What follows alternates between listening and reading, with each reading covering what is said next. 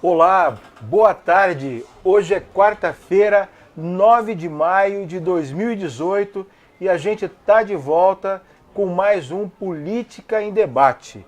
9 de maio, último dia para quem para quem quiser regularizar a situação do título de eleitor para poder votar na eleição desse ano. O Rodrigo conversou ontem lá no cartório eleitoral que estava uma fila imensa. Imagino que hoje deva se repetir essa fila, né, Rodrigo? Primeiro, boa tarde, Rogério, e boa tarde aos amigos internautas que acompanham o Facebook do Diário. Rogério, aconteceu aquilo que acontece sempre, na verdade, né? O eleitor brasileiro deixa para a última hora. E eu conversei com a chefe do cartório do cartório 267, da zona eleitoral, o maior da cidade, que abrange a região norte da cidade, e ela disse que a expectativa é que ela deva atender nesta quarta-feira cerca de 1.000 pessoas que vão lá no cartório para regularizar o título, quem é eleitor e vai votar pela primeira vez para tirar um título novo, para fazer uma transferência de uma seção para outra, de uma escola para outra. Então eles estão concentrando os esforços nesse sentido. A biometria não é preciso ir no cartório hoje para fazer biometria. Em Rio Preto, né? Em Rio Preto. Em Rio Preto. Porque a biometria em Rio Preto ela só vai ser obrigatória depois na eleição de 2022. Então a gente está muito longe. Então o que se vê durante principalmente segunda, terça e hoje, muita fila e o pessoal vai ter que ter muita paciência se quiser votar na eleição deste ano. E fica aberto até que horas, Rodrigo? Olha, a gente agora está por volta das 3h30 da tarde, vai ficar aberto até às 18 horas o cartório. Ou seja, quem tem tempo e precisa resolver a situação, corre, não é? Porque está chegando ao fim. Lembrando, não é preciso fazer biometria em Rio Preto. Se você precisa só fazer biometria, não precisa. Em Rio Preto, esse ano, na eleição deste ano, dá para votar sem biometria. Inclusive, Rogério, a Renata Kifuri, a chefe do cartório, fez o seguinte: ela está fazendo um serviço com o eleitor e quando ela faz o serviço com o eleitor, ela teria que fazer automaticamente a biometria. Só que esses eleitores que estão indo lá hoje, excepcionalmente, ela está fazendo um serviço, por exemplo, alterando a escola que o cara quer votar, né? E marcando para fazer o serviço de biometria a partir da próxima semana, para ela atender o máximo de pessoas priorizar possível. Quem precisa resolver a situação, que é quem precisa tirar título, né? Que vai votar pela primeira vez ou que perdeu o título, precisa de segunda via. Para quem está transferindo, mora em outra cidade, quer votar aqui, não é? Quem quer mudar de escola, mudou de bairro, não é? Cadeirantes, pessoas deficientes que precisam de sessões especiais, então, elas também estão se cadastrando hoje. A prioridade é essa, né, Rodrigo? Sim, justamente. Falando em eleição de outubro, o cenário político ontem foi pego de surpresa com a decisão do ex-ministro e ex-presidente do Supremo Tribunal Federal, Joaquim Barbosa, que desistiu da candidatura presidencial, né, Rodrigo? Era uma candidatura que punha medo aí nos adversários, né? A gente percebe, Rogério, que foi uma decisão que ele anunciou até pelo Twitter pessoal dele, pegou muita gente de surpresa e isso aí o pessoal aproveita para, de outro lado, comemorar. A gente vê apoiadores, por exemplo, do Bolsonaro, o Major Olímpio, na própria internet, ele gravou um vídeo dizendo que se continuar assim o Bolsonaro ganharia por WO. Não é bem assim, mas eles viam no Joaquim Barbosa um nome com grande... Um nome de peso.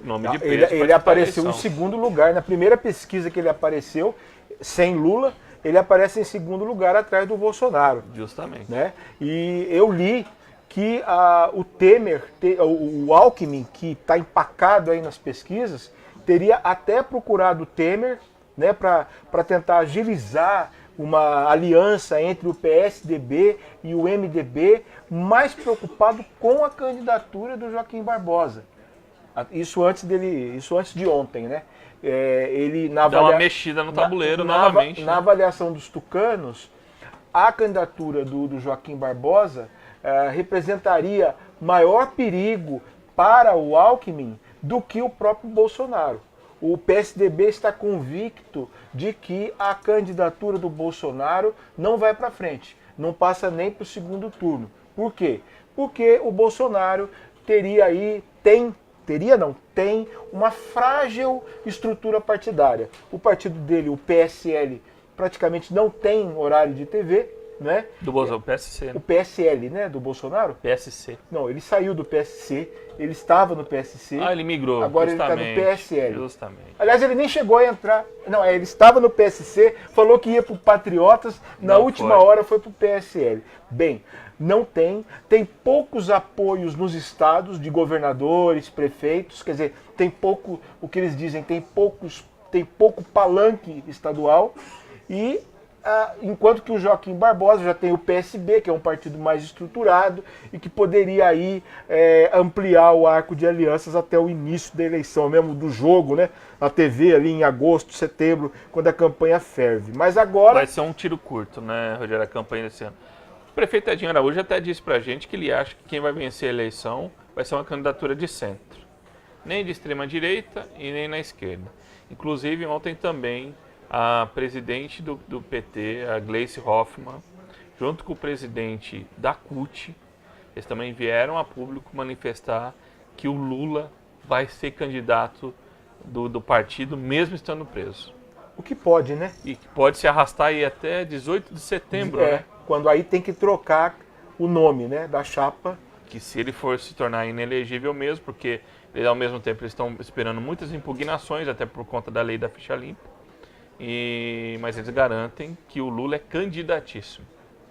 A eleição está começando a esquentar, né? Quer dizer, já está quente, né? Já está quente e vai esquentar cada vez mais, né? Claro. Hoje eu estava até olhando aqui os jornais, né? Estou vendo aqui a coluna da Vera Magalhães. O assunto do dia foi essa desistência aí do Joaquim Barbosa. Uma questão que está sendo discutida é como vai ficar o PSB, se vai arrumar um outro nome ou se vai apoiar um outro candidato. E ela fez um quadro interessante aqui, a peneira eleitoral, porque no momento a gente tem um monte de candidato, de pré-candidato à presidência da República. E ela acha que, com a desistência do Barbosa, a partir de agora, esse monte de candidato aí vai haver um processo de afunilamento. É ela que está dizendo. Até natural, né? Eu não sei. Eu não tenho tanta certeza assim. Mas ela acha que candidaturas que devem permanecer até o final. A do próprio Bolsonaro, a da Marina Silva, a do Geraldo Alckmin, a do Ciro Gomes, a do Álvaro Dias, ex-senador lá no Paraná, não é? Do Podemos, aqui do Simval Moalheiros, o João Amoedo, que é um executivo do Partido Liberal, Partido Novo, pouco conhecido, e o Guilherme Boulos, que tenta se colocar aí, candidato do PSOL, e que tenta se colocar aí como herdeiro do Lula, né? Ela tirou a Manuela Dávila? Tirou a Manuela Dávila daqui. As que devem entrar, ela aposta aqui num candidato do PT. Ela não põe Lula, mas põe um candidato do PT. E gente que ainda está com o nome colocado aí, mas que nesse processo de afunilamento devem desistir. Ela aposta que o Rodrigo Maia, do DEM, desiste, o presidente da Câmara, com o Paulo Rabelo de Castro, que é um economista que está no PSC, o partido em que estava Bolsonaro, o Aldo Rebelo, que foi por Solidariedade, saiu do PSB, né? Depois de 40 anos no PCdoB, foi para o PSB, ficou pouco tempo ali, criticou a candidatura do Joaquim Barbosa, mudou de partido, e aí era um momento que talvez se ele tivesse no PSB seria melhor negócio para ele, né? O Michel Temer, o Henrique Meirelles, a Manuela Dávila, que você falou, e o Flávio Rocha, o dono da Riachuelo. Ela acha que esses candidatos aqui devem sair do páreo. O que você acha? Você concorda? Rogério, as candidaturas agora, elas devem ser... O candidato ele se coloca como candidato até para sentir se ganha algum tipo de musculatura, se atrai alguns outros aliados. A gente percebe que está consolidado mesmo é o Bolsonaro. A preocupação é o seguinte, o Lula vai ser ou não candidato. Ele sendo candidato é um cenário, sem o Lula é outro. E você imagina só, a gente levar essa dúvida até dia 18 de setembro. Há 2 semanas, né? Menos de 15 dias para o primeiro turno da eleição. Então, é um quadro que eu acredito que vai indefinido, e o PT vai fazer questão de levar essa indefinição até quando ele puder. Até quando ele puder. Então, Rodrigo, a outra coisa, PSB do Joaquim Barbosa, saindo da questão nacional e voltando para a questão local. Tá pegando fogo aqui também, né? Valdomiro Lopes, agora é o rei da cocada, né? O vice-rei da província, como diz o Vaz de Lima. O que tá pegando entre os dois, Rodrigo? Olha, Rogério, você trouxe até na coluna brilhantemente essa questão do Vaz de Lima e Valdomiro. Eles vêm se estranhando desde a eleição em que o candidato de ambos, o Orlando Bolsonaro, acabou sendo derrotado aí pelo prefeito Edinho Araújo. A gente viu que houve o fim de uma aliança, né, entre PSB e PSDB, que muito foi contaminado também pelo atual quadro, o cenário estadual. Alckmin saiu para ser candidato a presidente. O vice-governador, o Márcio França, assumiu o comando do estado. E aí, como é um novo governo, nas regiões há vários cargos, né? Nós temos a diretoria da Direção Regional de Saúde, nós temos o DR, e nós temos a assistência social e outros quadros que eram ocupados. Imagina você, o PSDB está no governo do estado há mais de duas décadas. Né? Exatamente. Então existe toda uma estrutura enraizada. E agora com o novo governo, é até natural que se façam algumas alterações. E o Valdomiro, que é pré-candidato a deputado, recebeu sinal verde para indicar alguns nomes ao governo do estado para assumir essas posições estratégicas. Como a Diretoria Regional de Saúde vai ser ocupada por quem? Pela Terezinha Pachá, ex-secretária de Saúde do governo Valdomiro. Então o Valdomiro ele chega muito forte para essa eleição, é candidato a deputado federal, na opinião até de pessoas muito próximas do prefeito Edinho Araújo. Ele é um candidato que vai ser eleito. E aí, Rogério, a gente sabe que esses cargos há toda uma estrutura política que é empregada ou não na campanha. O pessoal ajuda na campanha essas pessoas, né? E o Valdomiro, obviamente, está de olho em toda essa estrutura da máquina administrativa, até que ele está levando prefeitos lá para se encontrar. Anteontem eu liguei para ele estava na antessala da Casa Civil, mas provavelmente ou para se encontrar com o próprio Márcio França ou com algum assessor muito próximo do governador. Então tem trânsito livre no Palácio dos Bandeirantes. Ao mesmo tempo, o pessoal, a turma do PSDB, perdeu todo esse trânsito livre, e a gente percebe que isso contaminou também na Assembleia Legislativa, onde que o Valdomiro até ele fala de uma forma que ele não entende por que o PSDB se tornou agora oposição ao governo do PSB, né? É verdade. Agora, uma coisa também tem que relativizar aí, quando o Vaz de Lima acusa o Valdomiro de estar instrumentalizando a máquina, é um pouco gozado, né? Como se o PSDB não tivesse agido de uma forma parecida, não é?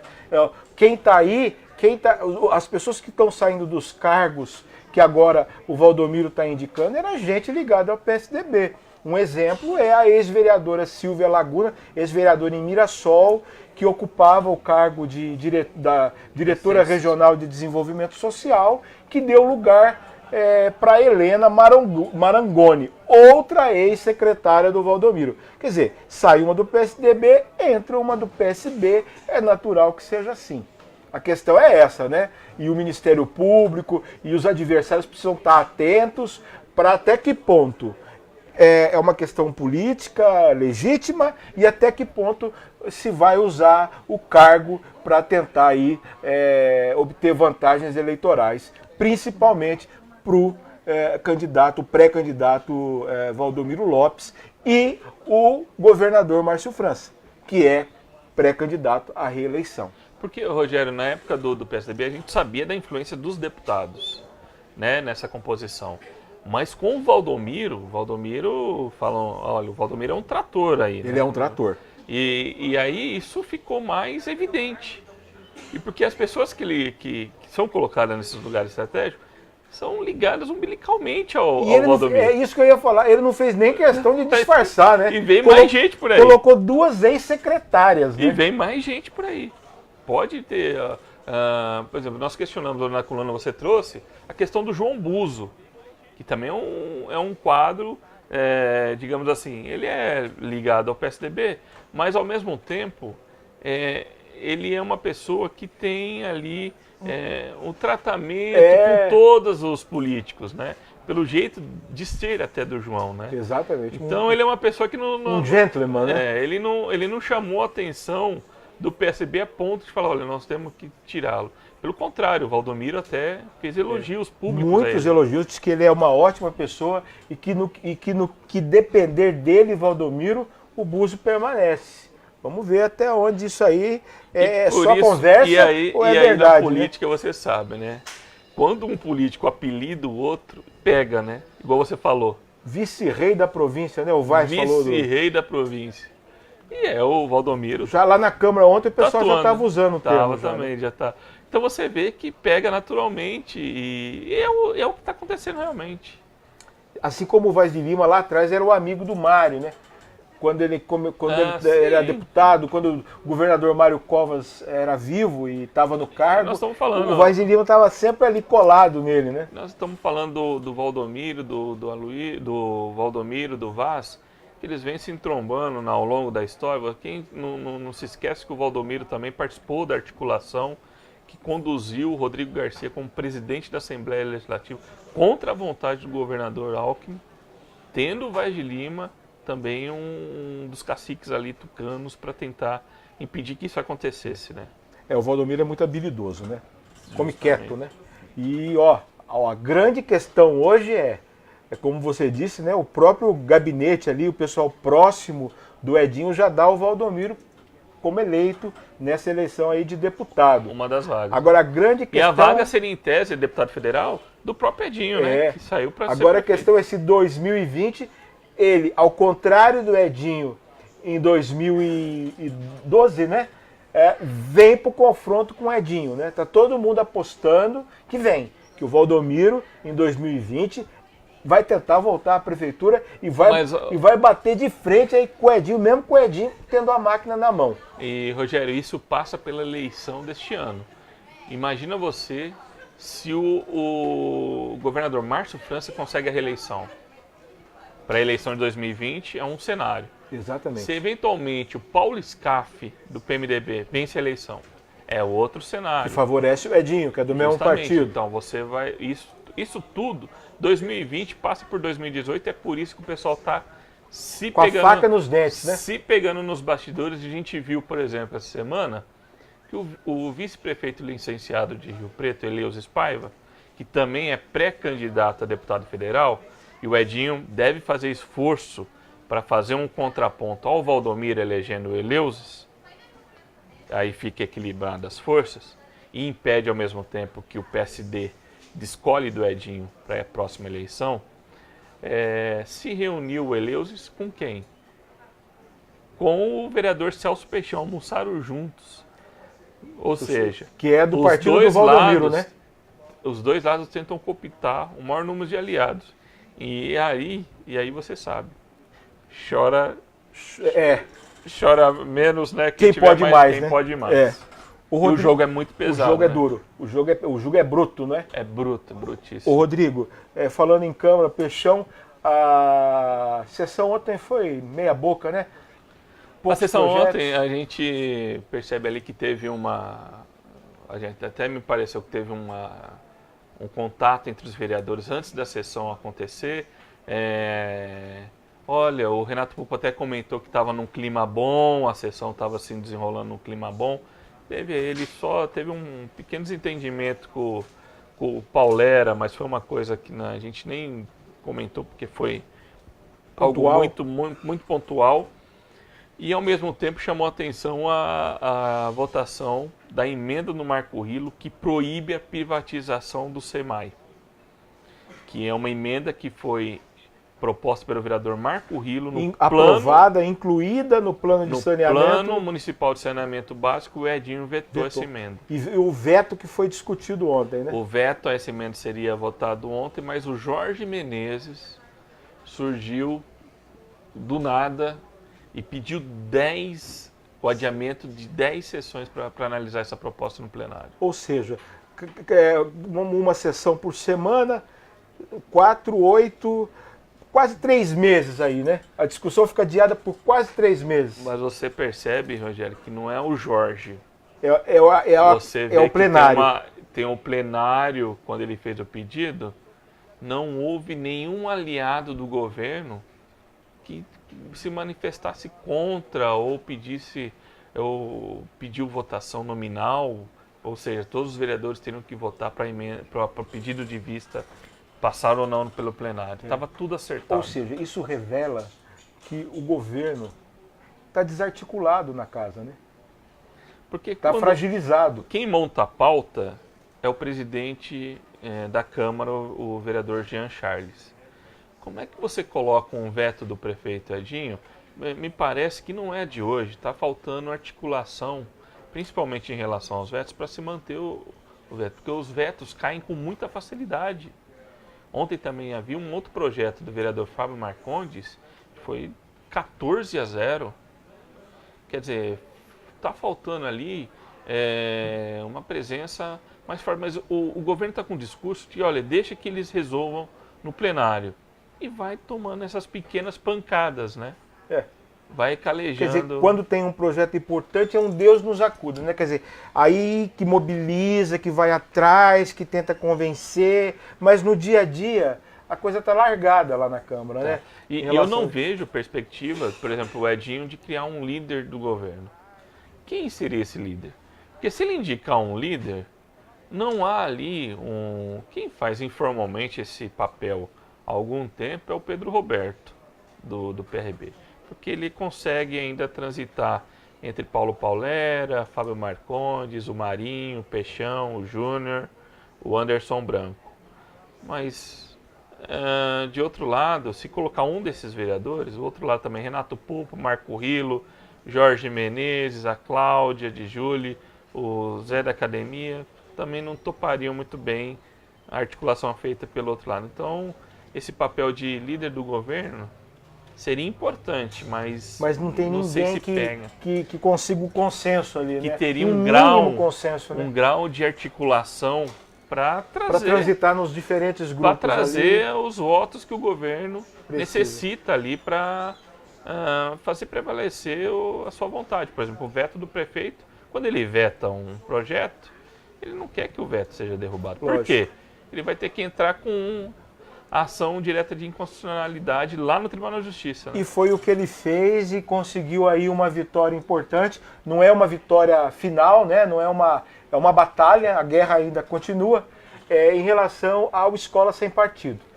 Foi mais uma derrota do Edinho na Câmara, né? Porque ele havia vetado o projeto, que é de autoria do vereador Jean Dornelas. Mostra aí, Rodrigo. Hoje foi até a nossa manchete, né? E ele vetou, o veto voltou para a Câmara derrubou o veto, mais um veto dele derrubado. Aí não restou outra alternativa que não recorrer ao Tribunal de Justiça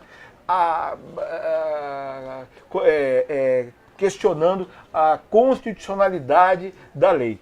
E conseguiu. Para o Edinho, essa proposta aqui ela representa uma censura, porque os professores ficariam proibidos aí de debater, de emitir sua opinião pessoal sobre a religião, sobre sexo, questão de gênero, né? Política, ideologia de gênero. Então, por Edinho, um dos argumentos que foi usado, olha, isso é uma censura.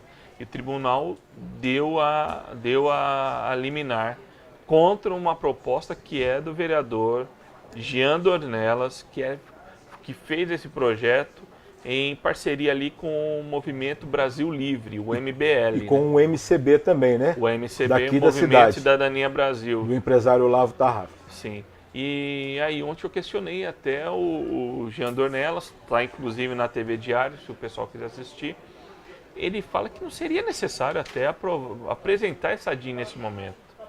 Por quê? Porque ela só iria valer a partir do ano que vem. A lei, né? A lei só valeria a partir do ano que vem. Só que o governo também entrou com a ação. A gente já tinha questionado oficialmente a Secretaria de Comunicação se essa ação tinha sido protocolada, não veio resposta. Então foi também na surdina que a Procuradoria-Geral do município apresentou a DIN. Não quis irritar os vereadores por antecipação, né? E ontem saiu a liminar, até o nosso colega Vinícius Marques publicou com exclusividade, em primeira mão, no portal do Diário da Região, né? Essa informação que causou reboliço tremendo também na casa. Muito legal. E detalhe, geralmente as ações, né, as ADINs, né, as ações diretas de inconstitucionalidade, que é o caso dessa ação que o Edinho ingressou contra o Escola Sem Partido, elas são assinadas por procuradores da prefeitura, ou o próprio procurador-geral Adilson Vedroni, ou algum outro procurador, algum outro advogado da prefeitura. E neste caso não, nesse caso o Edinho fez questão de assinar ele a ação, né? Ele quis se posicionar politicamente, que é contra esse projeto, que na opinião dele é um tipo de censura contra os professores. Além do fato da inconstitucionalidade, que qual é? As questões de educação que regram aí comportamento de professores, de disciplina, são questões definidas em nível federal, não municipal. Um dos aspectos também, Rogério, que o governo, com o Edinho já previa, seria a dificuldade na fiscalização dessa lei. Porque ficaria sujeito à fiscalização o diretor, o coordenador pedagógico. Imagina você, um professor ser denunciado, ficar palavra contra palavra, é muito complicado. Uma questão extremamente complicada. E a própria lei é vaga, né? A lei não prevê nem punição, nem nada. A única coisa que a lei propõe, porque ela ainda pode reverter lá no tribunal, não julgou o mérito ainda, é um cartaz, colocando aí os deveres do professor, que ele não pode emitir opinião pessoal a respeito de política, tudo isso que você já falou, né? E a gente percebe que essa DIN, essa liminar, não deixa de ser uma vitória do prefeito Edinho Araújo. Porque a gente conversou também na semana passada com a dirigente da APOESP, a Bebel, a presidente da APOESP, ela disse que a APOESP entraria com essa DIN. E aí o governo se antecipou e conseguiu essa liminar. Agora, nos tribunais, o entendimento tem sido meio que unânime, né? Mas não tem decisão, segundo o Jean Dornelas, definitiva. Ainda, mas né? Todo mundo que está entrando contra o Escola Sem Partido tem obtido êxito, né? Seja na esfera municipal, seja na esfera estadual, como aconteceu lá em Alagoas, né? Que lá a Assembleia Legislativa aprovou o Escola Sem Partido e o governo entrou com uma ação e conseguiu derrubar a lei. E esse foi um assunto, Rogério, que durante as votações da proposta, do veto, você via os sindicatos, os professores de um lado e esses movimentos do outro, né? MBL, foi uma votação muito tensa. No dia da votação que derrubou o veto, até houve provocações dos dois lados, né? Mas o Anderson Branco, sempre o Anderson Branco, né? Anderson Branco, com o Jean Dornelas, o Arlen ali do MBL, pegaram uma bandeira, começaram a mostrar para o outro lado e o clima esquentou. Então agora o outro lado vai comemorar também e as provocações nas redes sociais vão seguir, né? Continuam, né? Rodrigo, é isso aí. Mais um Política em Debate chegando ao final. Lembrando aí, gente, que a política está quente. Embora seja pré-campanha, o pessoal já está correndo na estrada aí, atrás de voto. Dia 18, informação nova essa, confirmada. Dia 18 agora, João Dória em Rio Preto, pré-candidato a governador do PSDB, deve chegar à cidade no início da tarde do dia 18 agora. Semana que vem já, não é? O Boulos também não vem por aí? Boulos vem dia 25, às 19 horas, lá no Centro Cultural Vasco, na Boa Vista, reduto lá do João Paulo Rilo, deputado João Paulo Rilo, que era do PT e agora está no PSOL, o mesmo partido do Boulos. O Boulos que é pré-candidato candidato a presidente pelo PSOL. Pelo PSOL. E está se colocando aí como herdeiro do Lula, né? Não só está se colocando como Lula, no dia que ele foi preso, antes de ser preso, no comício que ele fez lá na sede do Sindicato dos Metalúrgicos em São Bernardo, ele citou muitas vezes o Boulos, dizendo que o Boulos Mas lembrava muito ele lá atrás, quando ele tinha... O Lula é Lula, né? Vamos combinar, o Lula é Lula, né? Ele e a Manuela, né? Os Quem? dois ficaram... Os dois, mas pelo que eu li a respeito, o Lula citou mais o Boulos. Mas isso aí a gente não sabe, né? Vamos lá, muito obrigado, gente, valeu pela audiência, até a próxima quarta-feira. Valeu, Rodrigo. Um abraço, Rogério. O pessoal que quer votar e tem alguma pendência no título eleitoral, ainda dá tempo, vá lá no cartório para regularizar a situação. Um grande abraço. Só lembrando, os cartórios eleitorais aqui em Rio Preto funcionam todos no mesmo lugar, lá na Boa Vista, atrás da Santa Casa. É isso, Rodrigo? Sim, ali do lado da Santa Casa. Do lado da Santa Casa. Ali você se informa certinho, é fácil encontrar. Até mais.